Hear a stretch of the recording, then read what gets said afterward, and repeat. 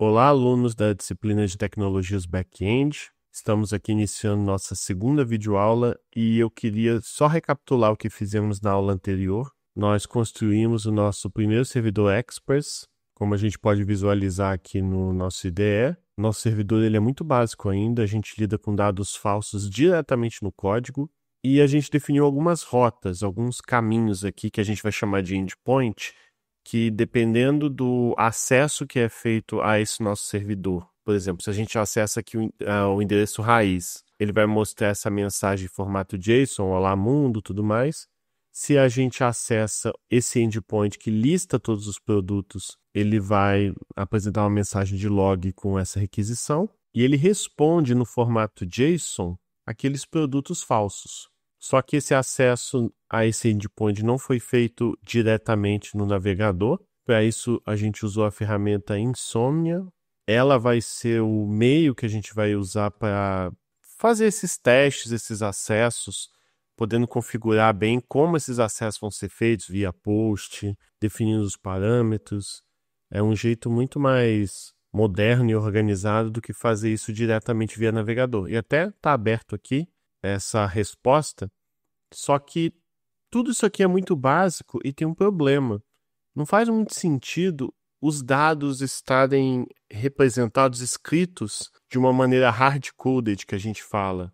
Ou seja, as informações dos nossos produtos estarem escritas diretamente no código, que é o que a gente fez no Visual Studio aqui, com esses dados falsos. Isso aqui não faz muito sentido. Então a gente vai dar um passo para fazer uma aplicação um pouco mais realista.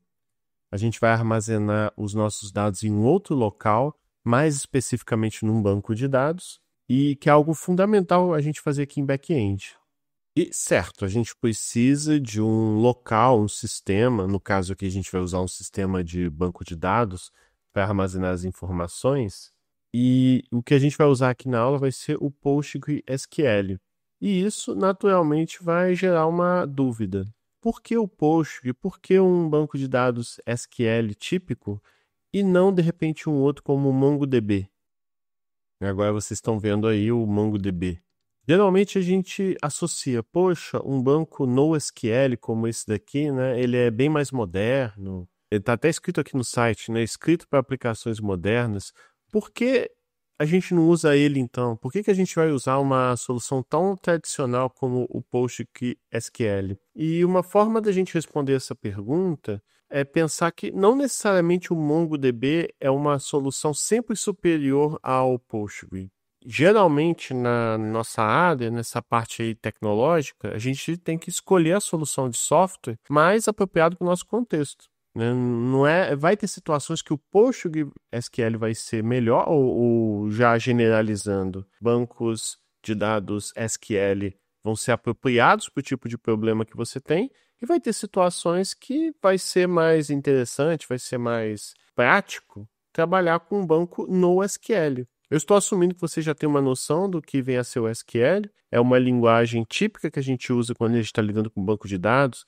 Então, a gente quer fazer, por exemplo, inserções, exclusão de dados, a gente quer consultar informação. Geralmente, a gente usa o SQL para consultar informação também. Mas, certo, dito todas essas coisas, vamos entender um pouco por que no nosso contexto aqui é mais interessante a gente trabalhar com o Postgre. Basicamente, pessoal, o MongoDB ele é muito flexível quando você está querendo armazenar informações. Tanto que o que você tem geralmente é a informação armazenada em documentos, que a gente diz. Então, a gente pode pensar que tudo que você tem de informações que você vai gravando, armazenando, são documentos JSON. E com isso, você pode, inclusive, mudar o formato de dados o tempo todo. Então, em um determinado momento, você salva uma informação com o campo título, gênero, ano, não sei o que, igual está vendo ali na tela. E quando você for armazenar um outro registro, uma outra informação, você pode armazenar esse segundo registro com um campo a mais, um campo a menos. Os bancos de dados, tipicamente no SQL, aceitam isso. E aí que está uma questão aqui essencial. Quando você lida com algum sistema que o formato de dados pode mudar, muda o tempo todo, e você quer uma coisa mais flexível, rápida para começar, o MongoDB vai te ajudar. Tem até uma analogia que dá para usar para explicar isso, que é como se você tivesse uma loja e nesse estoque dessa loja você vai ter caixas grandes e cada caixa pode conter alguma coisa. Os documentos vão variar completamente. Então, se você lidasse com algum tipo de produto ou uma loja que a descrição desse produto muda o tempo todo, ele vai ter diferentes campos, como se fossem documentos mesmo de papel. E cada campo desse papel vai variar, você vai ter um campo a mais, um campo a menos, esses campos mudam o tempo todo. Aí faz sentido você trabalhar com MongoDB. Talvez, de repente, sistemas que tenham logs que mudam bastante, analytics, sites que tenham documentos dinâmicos. Tudo isso acaba sendo bem interessante você trabalhar com o MongoDB. E aí muda um pouquinho quando a gente está vendo aqui o PostgreSQL. Aí já é mais natural a gente entender que o Postgre ele tem uma estrutura muito mais conservadora. Os seus dados vão estar representados em tabelas com colunas e linhas bastante fixas. Então, os campos não vão mudar o tempo todo. Então, a partir do momento que você tem um determinado tipo de informação naquela tabela, sempre que você for inserir alguma coisa naquela tabela, todos aqueles campos, aqueles campos vão existir, mas assim, você vai ter que trabalhar com aqueles campos ali, aqueles campos não vão mudar. Claro que você, ao inserir um registro, por exemplo, um campo ele pode estar nulo, ele pode estar vazio, mas o meu ponto é que vão ser aqueles campos ali, aqueles campos não vão mudar, eles não vão ser renomeados de uma hora para outra. Então, é como se nessa loja agora, ao invés de ter essas caixas, que cada caixa pode conter alguma coisa, você vai ter uma loja com prateleiras bem organizadas. Você vai ter etiquetas bem claras, com referências cruzadas. E, naturalmente, aí está a vantagem e a desvantagem do Postgre, porque o Postgre é um pouco mais burocrático. Mas burocracia parece necessariamente uma coisa ruim sempre, mas não, pois se você pensar que você precisa consultar a informação de um jeito mais fácil, rápido, quando você tem essa informação que tem relacionamento claro, fica tudo mais facilitado. Quando você está lidando com o MongoDB e você precisa procurar uma informação, como aquela informação não está representada de um jeito organizado, você basicamente tem que ir de documento em documento procurando, geralmente. Agora, como você tem essa organização, fica muito mais direto, prático consultar certas coisas, fica mais eficiente, mais rápido. Que é a mesma lógica dessa prateleira. Se você precisa, vamos supor, você está lidando com uma biblioteca e você tem que achar os livros de ficção científica publicados a partir dos anos 2000. Você vai construir uma regra SQL onde você vai determinar essas informações. A categoria é ficção científica. O ano é a partir de 2000. Você vai ter um filtro que, para selecionar essas informações, vai ficar muito mais prático. Se você fosse representar uma biblioteca com MongoDB, você praticamente ia ter que ir livro em livro procurando. Então, aí que está as vantagens e as desvantagens de trabalhar com o Postgre. Então, eu estou gastando esse tempo aqui falando com vocês, porque, em resumo, não existe uma ferramenta para ser melhor sempre. Você vai ter que pensar no contexto do seu projeto quando é melhor trabalhar com um e com o outro. Então, já deve estar mais natural para você por que a gente vai adotar o Postgre aqui. Porque a gente está fazendo uma aplicaçãozinha simples de e-commerce. E quando você está lidando com uma aplicação dessas, os produtos eles vão estar muito organizados. Você vai ter aqueles mesmos campos sempre, né? Igual a gente está fazendo aqui no nosso projeto. Deixa eu voltar aqui. Eu vou pelo Insomnia mesmo para mostrar para vocês. Ele sempre vai ter um título, ele vai ter uma descrição, ele vai ter um preço, ele vai ter uma URL, um link. Depois a gente pode ir inserindo outros campos. Mas o ponto é que esses campos são sempre os mesmos. Então, quando a gente está lidando com um tipo de informação que a estrutura é mais rígida e a gente quer ferramentas mais maduras, pois geralmente em software a gente tem um pouquinho esse preconceito de quando uma linguagem é mais antiga e tal é velha, não é moderna. Mas isso também acaba tendo o significado de aquilo ter passado pelo teste do tempo. Então, se você tem uma solução de software que está há 20, 30, 40 anos ali sendo útil, é sinal de que ela passou nesse teste de tempo, ela continua oferecendo soluções para problemas típicos. Então, a gente vai adotar aqui o Postgre. Mas antes da gente instalar o Postgres diretamente, eu tenho que falar com vocês sobre o Docker. Aqui a gente vai usar o Docker. Se você nunca tiver ouvido falar desse programa, né, eu vou explicar rapidamente aqui com uma analogia. Certamente, você que trabalha aí na área, já deve ter lidado com um problema, tipo instalar um programa no computador, aí, na minha máquina funcionou, mas na máquina do amigo, de repente não funcionou, funcionou de algum jeito diferente. Só roda na minha máquina, né? Que geralmente é até o meme, assim, uma brincadeira que, professor, não rodou aqui sua tarefa, mas na minha máquina funciona. O Docker é um jeito de você criar um ambiente padronizado que garanta que você consiga rodar aquela aplicação em qualquer lugar. Então, a gente pode preparar aqui o nosso ambiente, a nossa aplicação para usar o Postgres, e ele vai funcionar bem, seja no Windows, Mac ou Linux, né? Fazendo uma analogia, é um conceito bastante próximo, similar a uma máquina virtual, né? Você cria um ambiente separado, então não é como, no caso aqui, a gente vai instalar o Postgre na máquina principal, ou melhor dizendo, vou instalar o Postgre na minha máquina e todos os meus projetos, enfim, tudo vai trabalhar naquele Postgre específico, né? É como se eu pudesse criar ambientes isolados de Postgre, já organizados, configurados de um jeito fácil de utilizar, às vezes para um projeto específico, num sistema operacional específico. Então, é uma plataforma bastante útil para isso. Ela já facilita a configuração e o uso para a gente. E eu sei que talvez assuste um pouco vocês o uso, assim, pela primeira vez dessa ferramenta, mas é algo que, à medida que você vai utilizando com o tempo, vai ficando mais natural, e tem muito tutorial, muito vídeo, tem até a própria IA que ajuda muito o passo a passo de como você utiliza o Docker. Aí, até por isso, eu não vou instalar ele aqui passo a passo com vocês, ele já está instalado na minha máquina, mas dependendo do sistema operacional que você tem, eu vou ver se eu coloco na descrição do vídeo esse link aqui, Get Docker, né? Aqui você tem o caminho aqui para você, com toda a explicação e os downloads. Então eu vou deixar isso para vocês instalarem. Eu já vou assumir que já está instalado a partir daqui de vocês, então pausa esse vídeo aí, instala. Eu vou mostrar para vocês como a gente verifica se a instalação deu certo ou não, né? Mas é isso, instala. E qualquer dúvida, tem bastante vídeo na internet que explica isso. A própria documentação aqui do sistema operacional que você escolhe, tudo isso aí vai te ajudar. Eu estou aqui no terminal do Visual Code e tem alguns comandos aqui que a gente usa para, uma vez instalado, a gente testar. O primeiro vai ser esse aqui, o Docker Version. Se a gente abrir o terminal aqui, aparecer a versão ali bonitinho, tudo bem?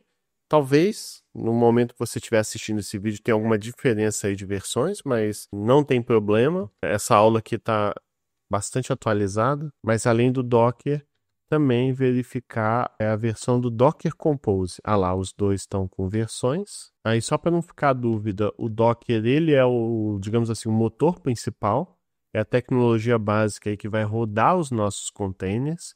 Enquanto o Docker Compose, que a gente vai usar aqui agora, é a ferramenta que automatiza e organiza, é um facilitador do Docker, vamos dizer assim. Pois, o que a gente vai fazer? A gente vai escrever um arquivo já deixando claro o que a gente vai instalar junto com o Docker. Vou colocar, por exemplo, API tal, o banco de dados PostgreSQL, enfim. O Docker Compose, ele vai ser esse facilitador aonde a gente vai escrever um arquivozinho simples, que a gente vai fazer agora mesmo, e nele a gente vai definir tudo que a gente precisa dessa nossa aplicação aqui. E o legal é que uma vez isso pronto, até para a gente colocar em produção depois, fica bastante fácil. E assim, só para deixar claro, o Docker acaba sendo bem útil, pois se a gente fizer alguma coisa errada aqui na nossa instalação do Postgre e tal, e precisar instalar de novo, é só deletar o container e recomeçar. né? Não é como se a gente estivesse instalando o Postgre na máquina principal, vamos dizer assim, na raiz dela, deixando um monte de rastro em registro, essas coisas. Então, acaba deixando tudo muito limpo. É como se fosse uma camada que deixa o nosso sistema operacional principal, a nossa máquina toda limpa. E muito provavelmente, né, quando você estiver trabalhando em alguma empresa, nessa parte de back-end, se for o caso, vocês vão provavelmente precisar usar o Docker mesmo. Mas ok, dito isso, vamos agora criar esse arquivo.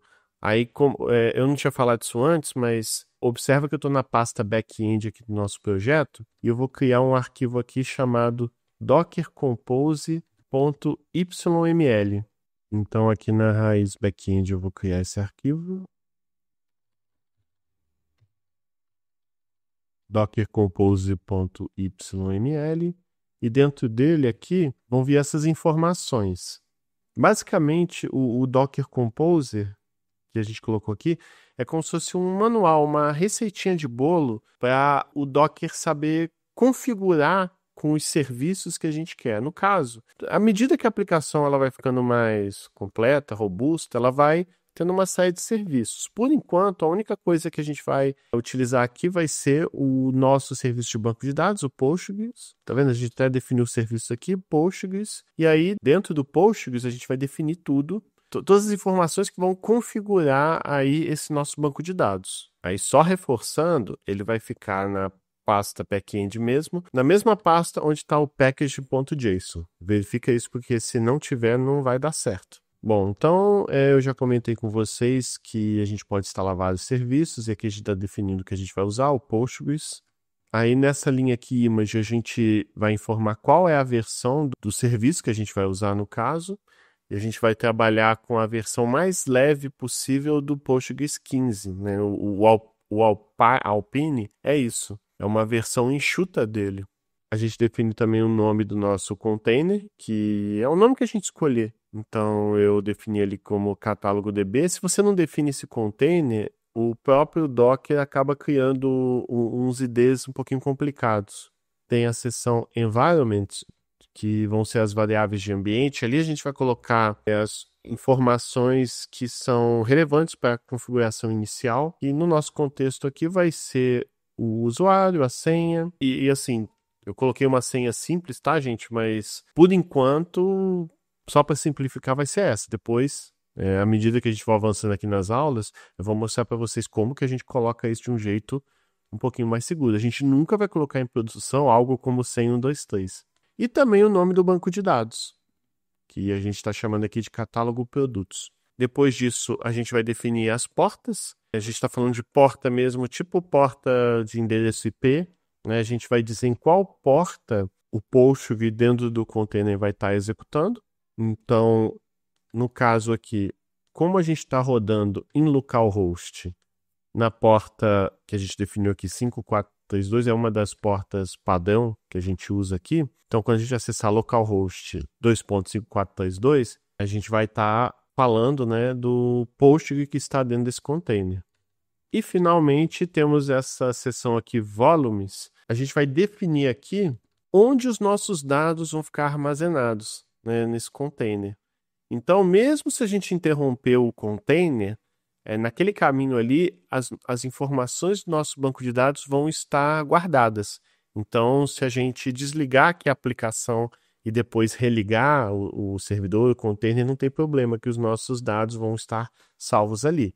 Mas, naturalmente, se você deletar o container, aí adeus banco, que aí também não existe milagre. Mas certo, a gente criou esse arquivo aqui, ele está existindo na nossa aplicação, e agora o que a gente precisa fazer é colocar para funcionar esse banco de dados. Isso significa que a gente vai ter que executar esse arquivo Docker Compose. A gente vai, melhor dizendo, executar o Docker Compose rodando passando por parâmetro esse Docker Compose aí. Com isso, a gente vai chamar esse comando aqui, Docker Compose upd.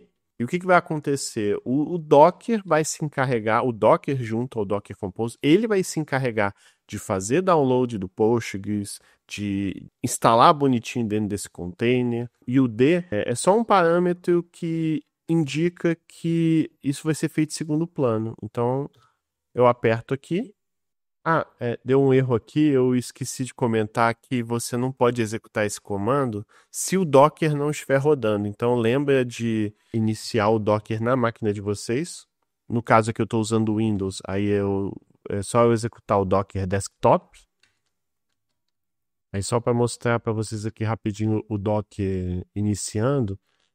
Mas essa é uma questão importante. Assim, não foi ruim ter acontecido aquele erro, é bom porque caso aconteça com vocês, né, já fica claro que o problema foi esse. Aí é só rodar o Docker Compose upd de novo, e olha lá, e inicia, olha lá, deu certinho, né, já iniciou ali o nosso container.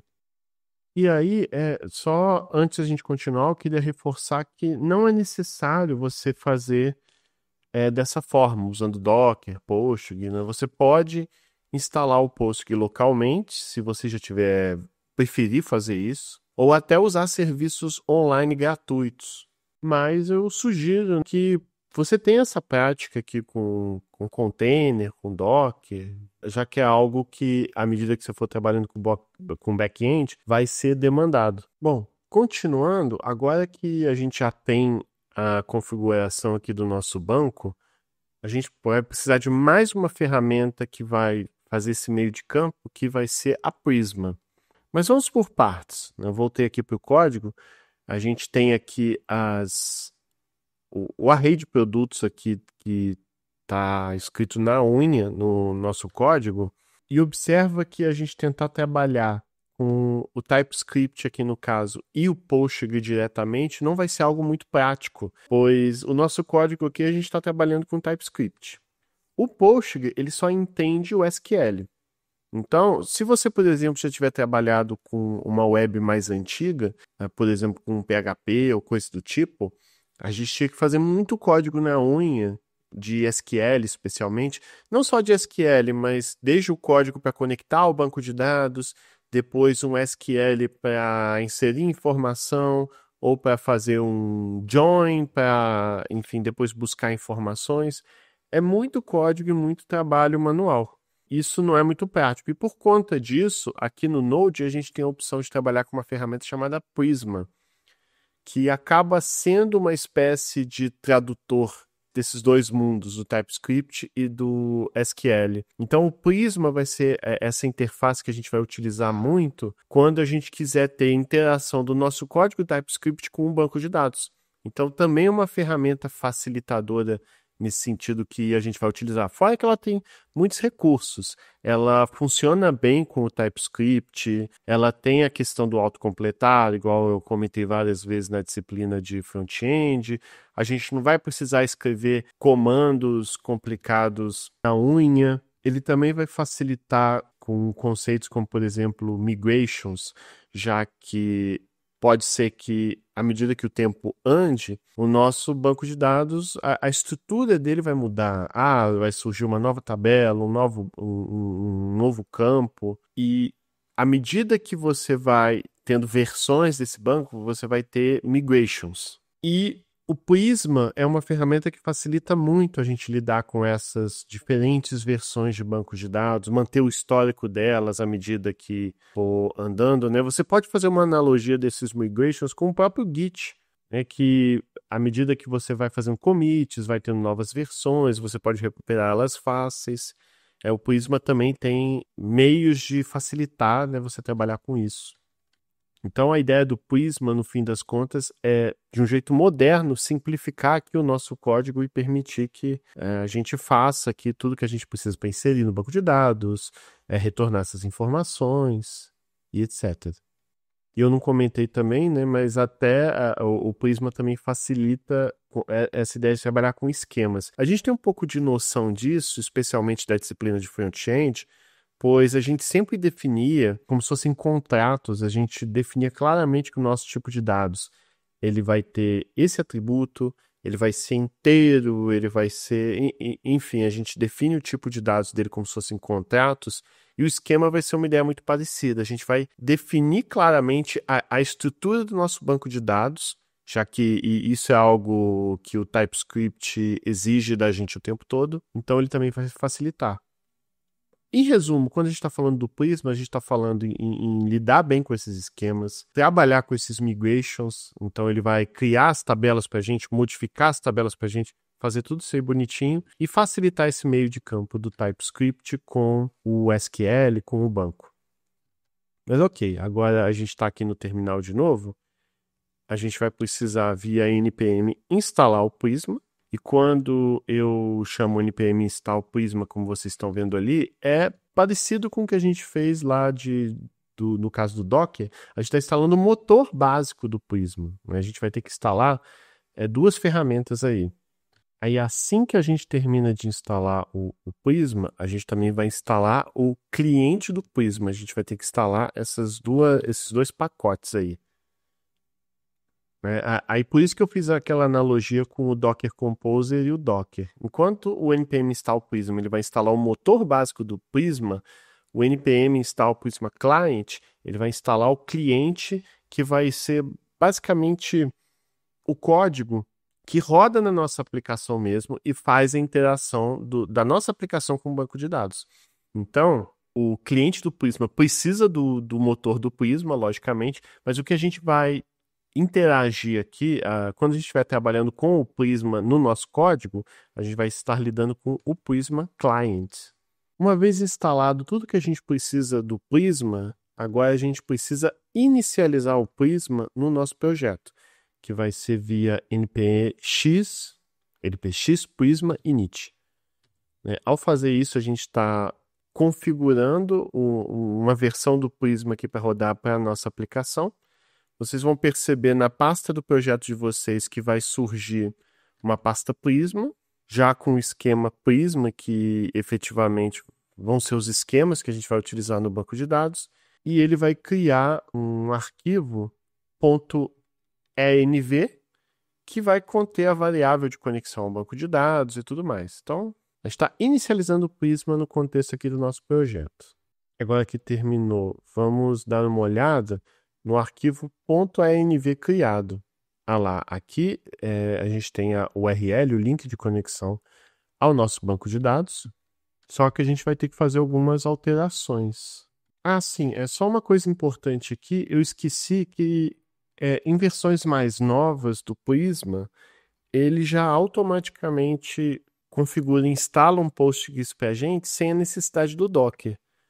Mas, de qualquer forma, eu acho que pedagogicamente é importante a gente ter noção do uso do Docker, pois para outros serviços, para outras coisas, vai ser fundamental a gente trabalhar com ele. Mas, assim, é importante a gente ter noção que se a gente quisesse trabalhar com Postgres automaticamente a partir do Prisma, isso seria possível. Mas, claro que se a gente fosse trabalhar dessa forma aqui, a gente teria alguns problemas de não treinar como acessar esse banco da forma como a gente faria de verdade, né, em produção.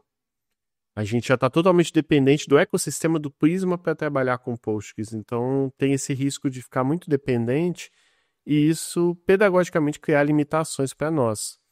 Então o que a gente vai fazer aqui? Eu vou modificar um pouco esse link para, ao invés de trabalhar com esse Postgres local que é configurado, definido pelo próprio Prisma, eu vou trocar esse link por esse outro link aqui que vai estar usando o Postgres que a gente definiu lá no Docker. Se a gente observar bem, olha lá, Postgres SQL, né, o nosso protocolo ali, o usuário que a gente definiu desse banco de dados, que foi aquele admin, aquela senha 123, aí localhost, a porta e o nome do banco de dados aqui.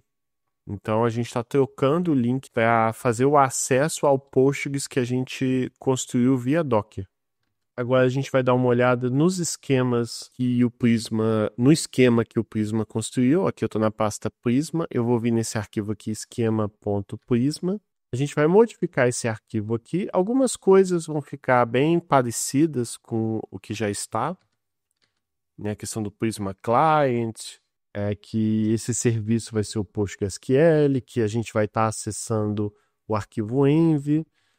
Só que aí a gente vai fazer algumas alterações, especialmente aqui, criando o primeiro model, aqui que a gente vai definir a tabela de produtos que efetivamente a gente vai utilizar. Observa que a gente está definindo aqui a nossa tabela produtos. E aqui dentro a gente está definindo cada campo. Desde o campo ID, que vai definir a chave primária, que vai ser incrementando automaticamente. O título, que vai ser uma string, né? Vai ser no nosso database um varchar.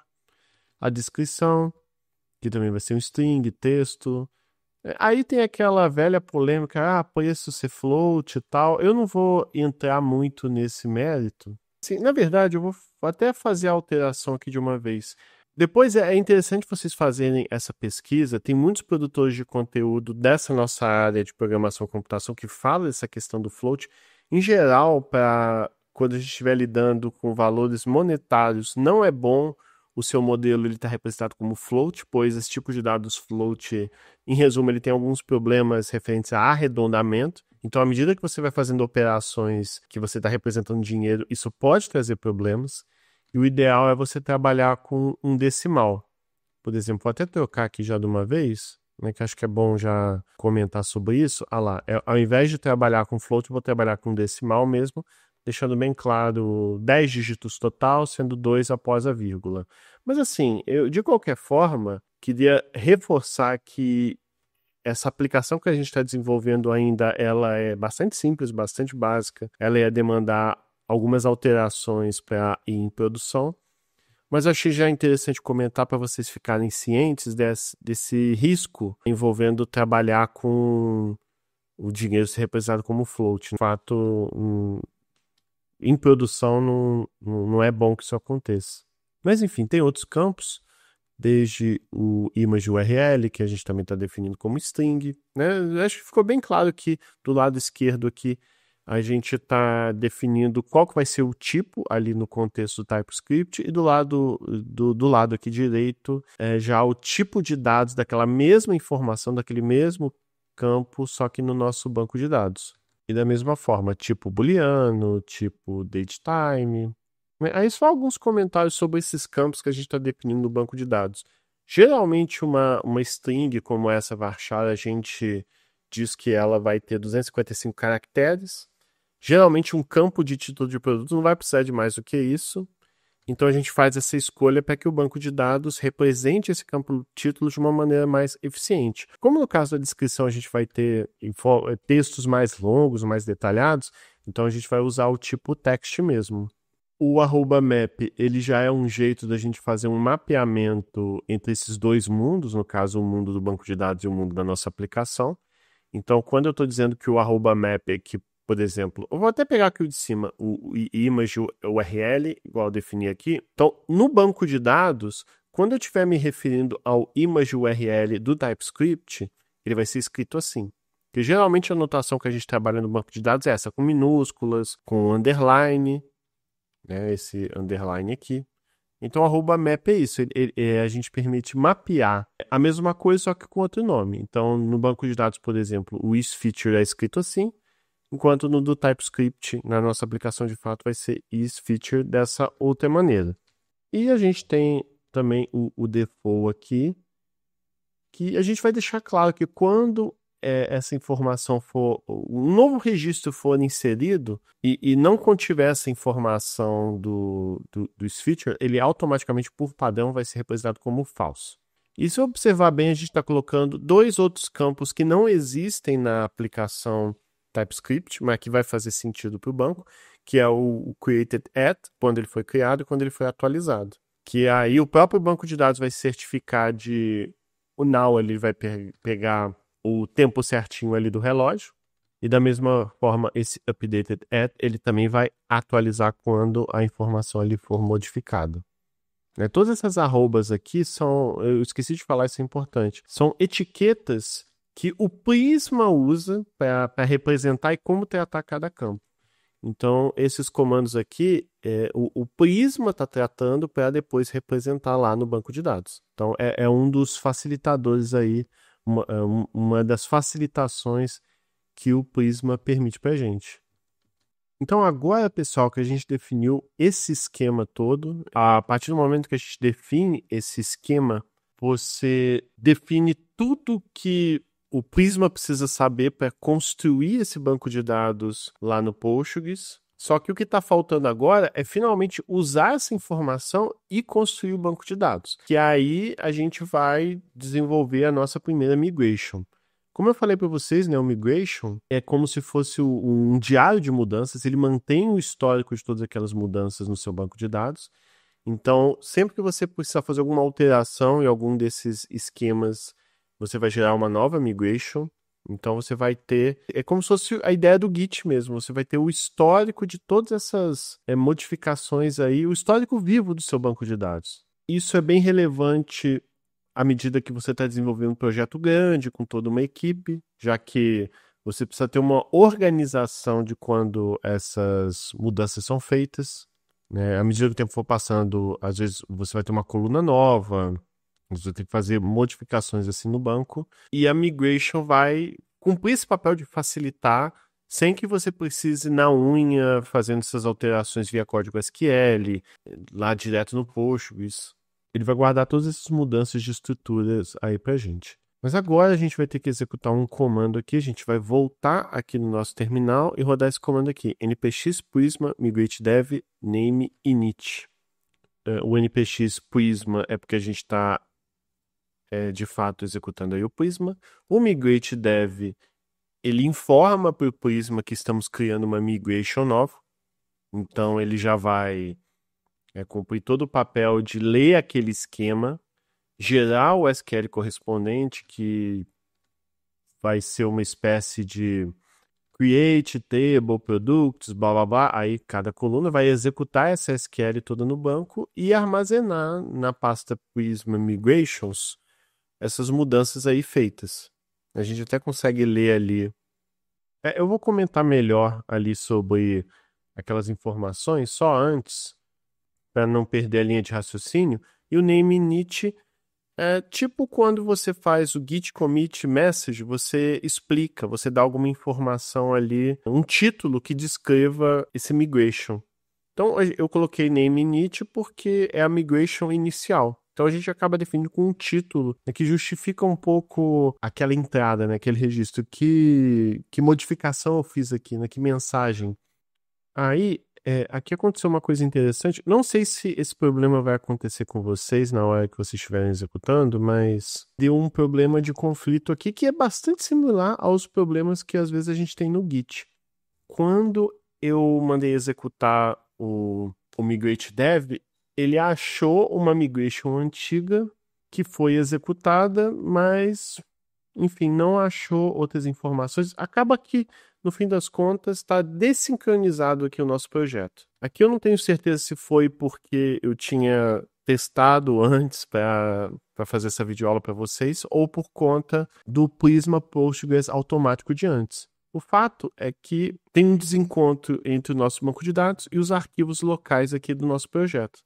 E um jeito de resolver esse problema aqui, que é o que até ele está sugerindo mesmo, é resetar a nossa base. Então, o que eu vou fazer? Eu vou executar aqui o comando. Eu não tenho certeza se isso vai acontecer com vocês, porque vocês estão executando pela primeira vez, mas eu vou chamar o npx prisma migrate reset, que o que ele vai fazer? Ele vai resetar aqui a nossa base inteira, que não tem problema, pois a gente está inicializando aqui o Prisma no nosso projeto, mas se a gente já estivesse lidando com um projeto que já existe e tudo mais, aí seria uma solução parecida com o que a gente faz no GitHub, né? A gente chama pull para sincronizar o esquema local com o que existe no banco e tenta novamente produzir a migração. Mas como aqui a gente está definindo o nosso modelo, o nosso database aqui pela primeira vez, não tem porquê.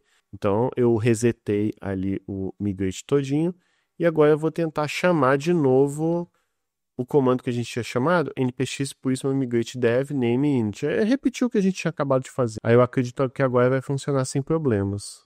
Pronto, agora apareceu uma saída que faz mais sentido.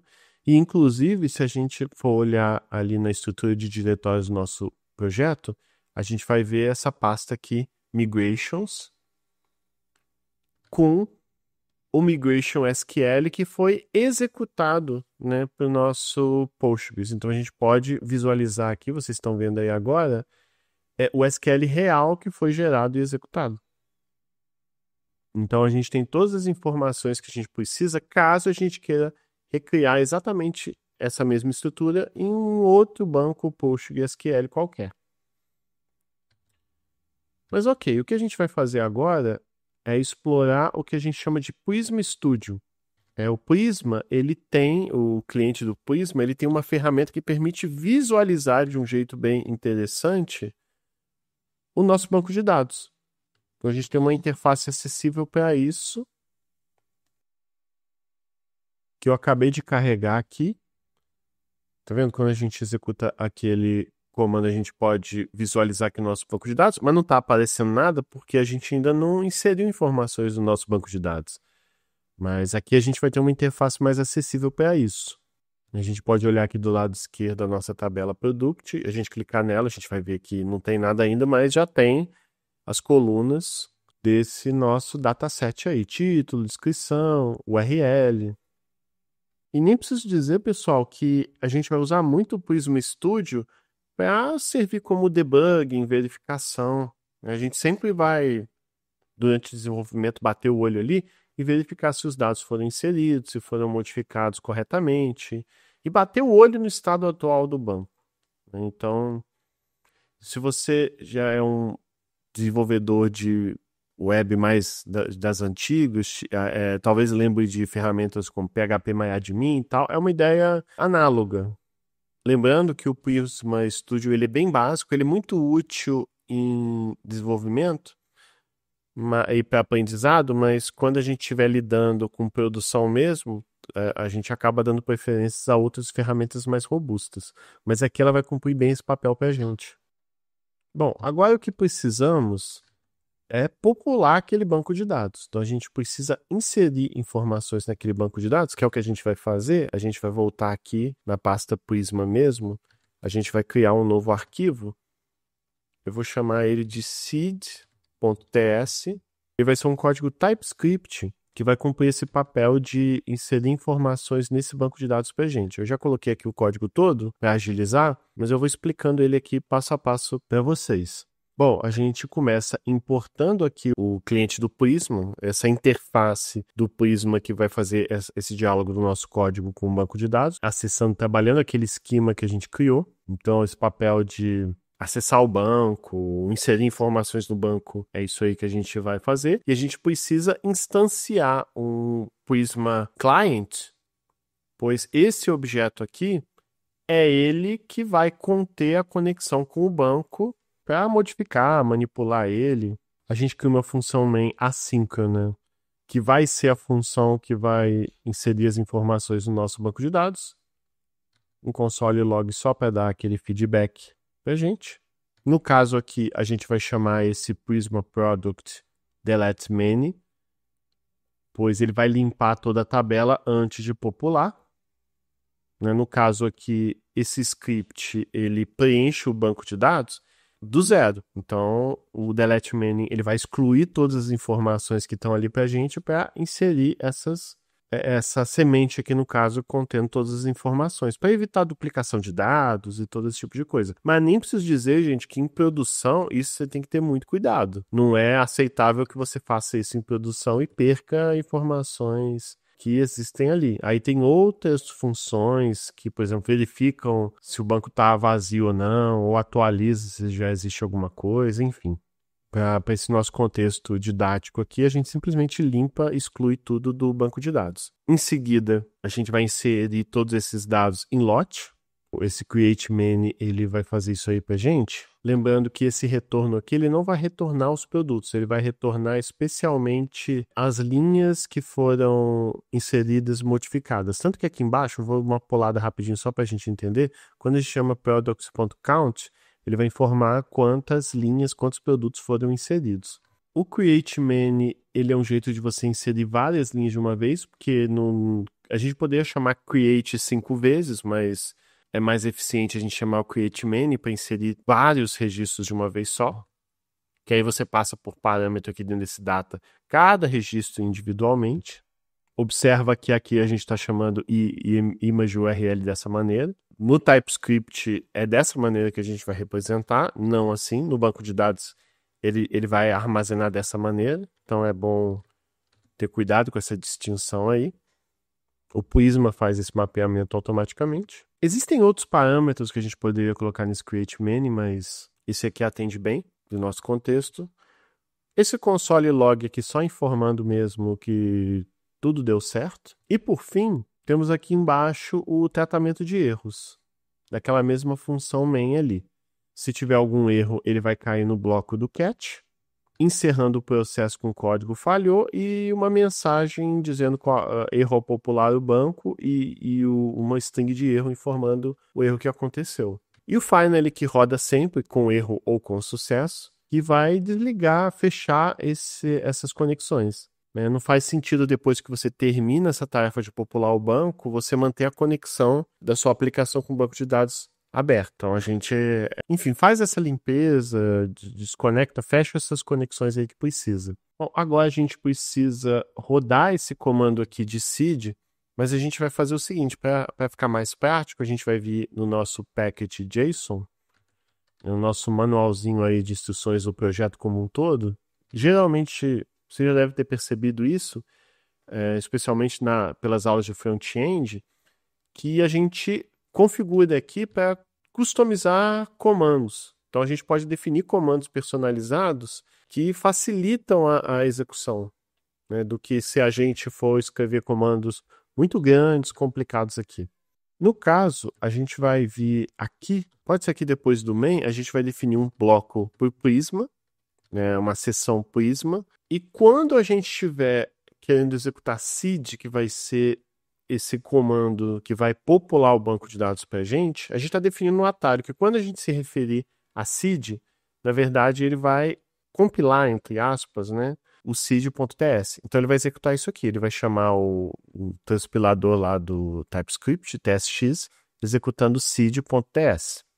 Então, tanto em cima ali quanto embaixo, aqui no bloco scripts, a gente vai colocar seed, porque aí desse jeito, na hora que a gente executar o comando npm run seed, na verdade ele vai executar isso aqui, tsx prisma seed.ts. A gente precisa também inserir essa seção antes para o Prisma entender que quando alguém executar esse comando, ele vai usar a ferramenta tsx para executar o Prisma seed.ts. Isso acaba facilitando, pois eu poderia não fazer isso e só rodar o comando direto, comando tsx prisma seed.ts lá no terminal, mas é ruim você depender da sua memória, e ao fazer isso, de certa forma, você está documentando também os comandos, os scripts esperados ali da sua aplicação. Aí beleza, vamos finalmente executar o comando para popular esse banco de dados. Aí apertei o Ctrl C aqui para interromper. Para fazer isso, a gente vai chamar o comando npx Prisma DB seed. Aí observa que esse seed que eu coloquei aqui é o seed que a gente definiu lá na seção Prisma do package JSON. Porque, na verdade, quando a gente chama o comando npx Prisma DB, o Prisma entende que você está querendo popular esse seu banco de dados.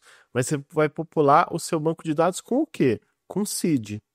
Esse seed que a gente colocou aqui, o Prisma não sabe o que é. Então ele vai procurar no package de JSON e vai ver, o seed que ele chamou, o que vai semear esse banco de dados vai ser esse camarada aqui, tsx prisma seed.ts. Então é assim que ele executa. A gente precisa dessa seção aqui definida para o Prisma saber qual que é essa semente que ele está falando.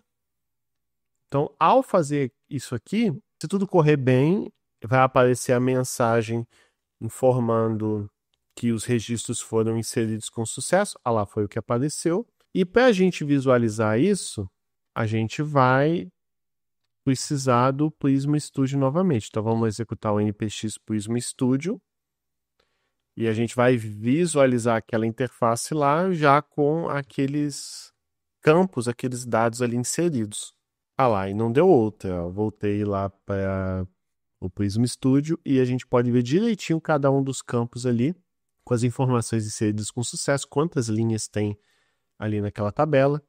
Então, depois de todos esses passos aí, a gente conseguiu inicializar, definir as informações ali do nosso banco de dados. Então, agora, finalmente, depois disso tudo, fomos recompensados com o nosso banco de dados aí construído bonitinho. Então, mesmo que a gente encerre o servidor, encerre tudo e reinicie ele, a gente vai ver que aquelas informações vão permanecer, vão estar armazenadas de uma forma aí persistente. A gente não vai nunca mais perder essa informação aí. Então, tudo agora está salvo no banco de dados direitinho. Criamos esse modelo Product com essa tabela Products ali definidos no nosso esquema.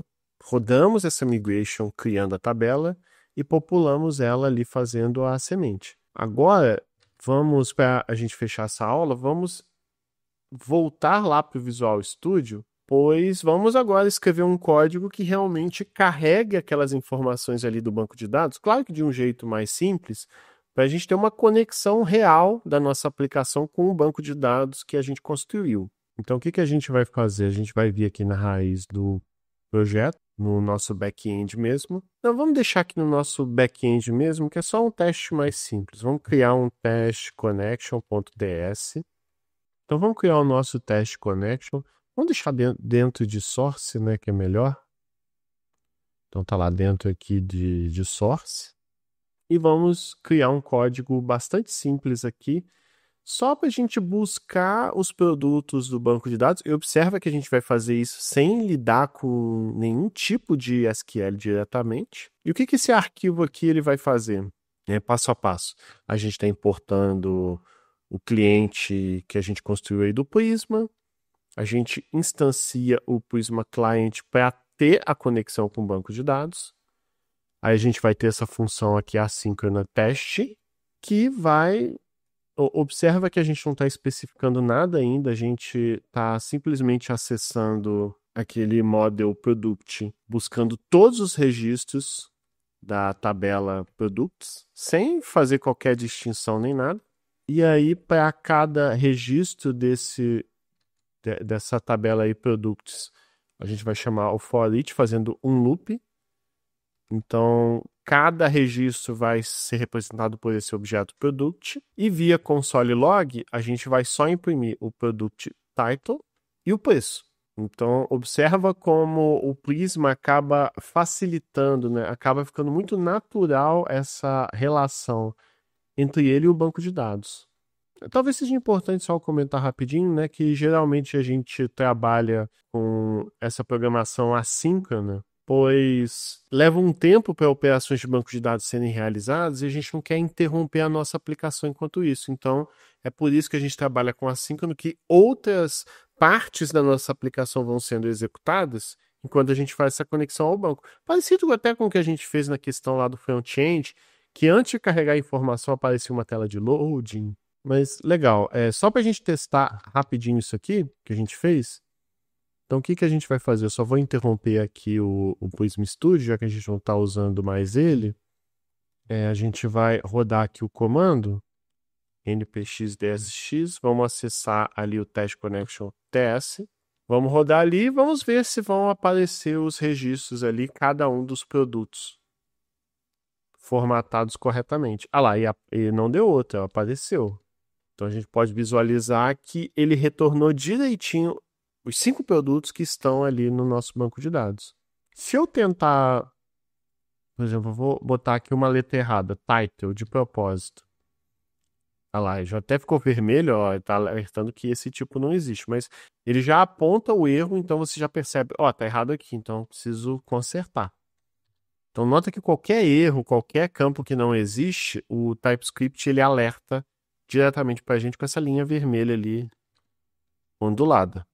Mas legal, então a gente teve a demonstração funcionando, mas o nosso banco de dados ainda está muito isolado do nosso servidor, daquele servidor Express que a gente montou. Então na próxima aula vamos continuar, vamos finalmente arrancar esses dados falsos aqui e nesse trecho aqui do código já conectar direitinho o nosso banco de dados com esse servidor.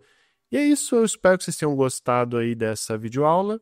Vamos continuar trabalhando aí nesse projeto até o ponto de, inclusive, o front-end consumir esses dados certinhos. E é isso, pessoal. Muito obrigado.